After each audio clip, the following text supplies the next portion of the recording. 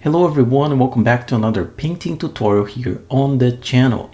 Today we're going to make this realistic looking eye illustration completely done in Procreate. And we're going to go through all of the steps from sketching to fills, effects, and even a couple tips and tricks in order to build this element the proper way.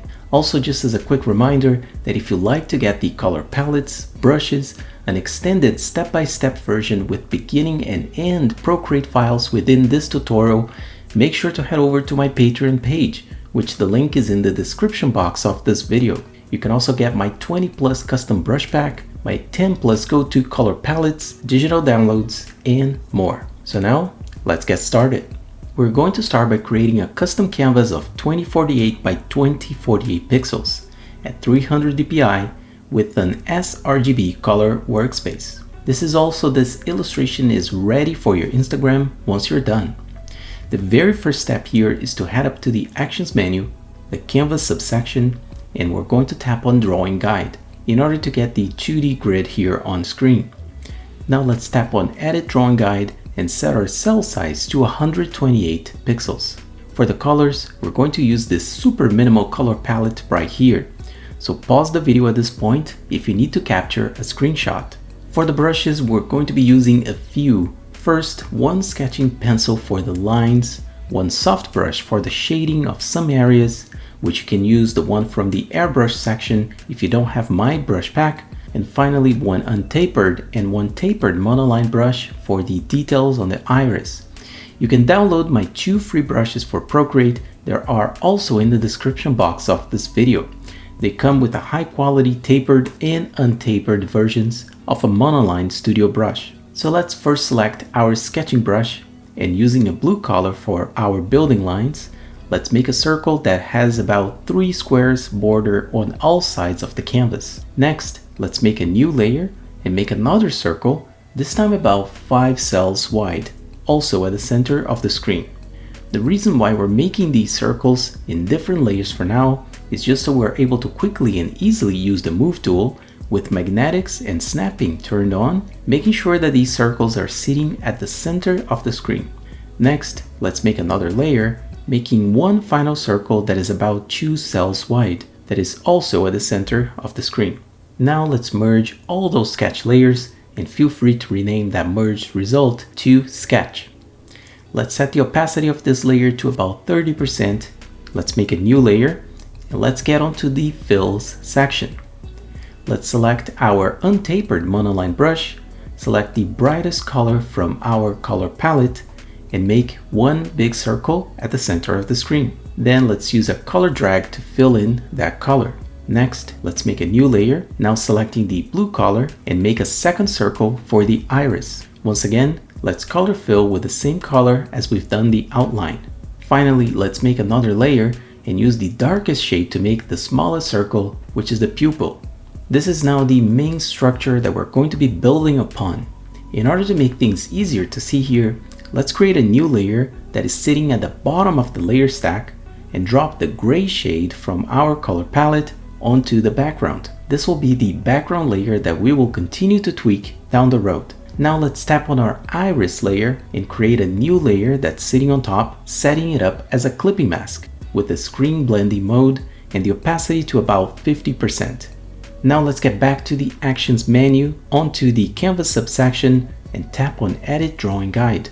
Let's change the guidelines from a 2D grid to a perspective grid, setting one point right at the very center of the screen.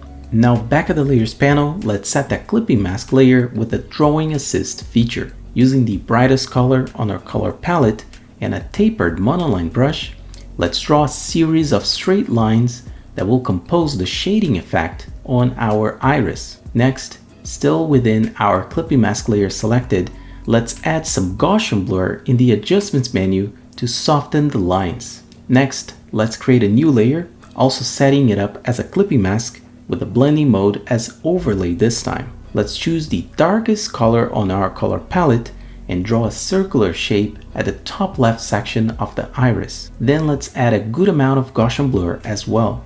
Next, let's make one more clipping mask layer with an overlay blending mode as well, and let's draw a ring shape around the iris.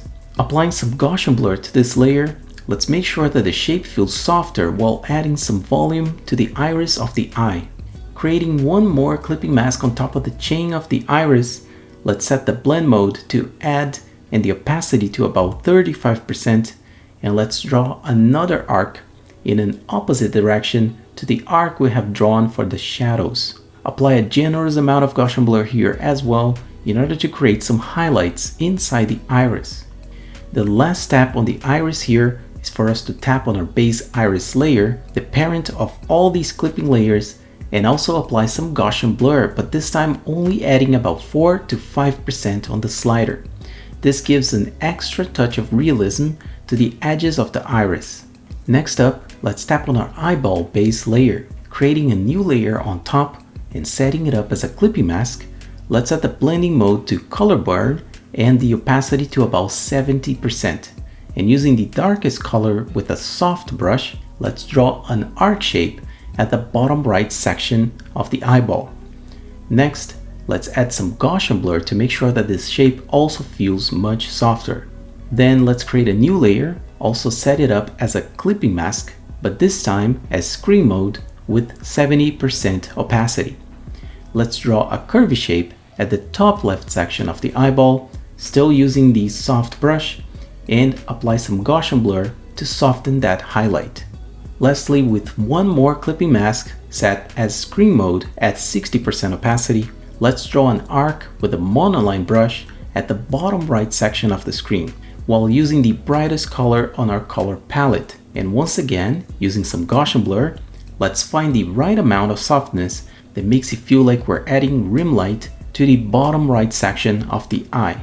Down to the final touches here on our illustration. First, we're going to create a new layer that's sitting on top of everything, and using the monoline brush, let's draw two small circles representing the highest points of highlight on the eye. Add a small amount of blur to this layer, then duplicate this layer, and make sure to add more Gaussian blur.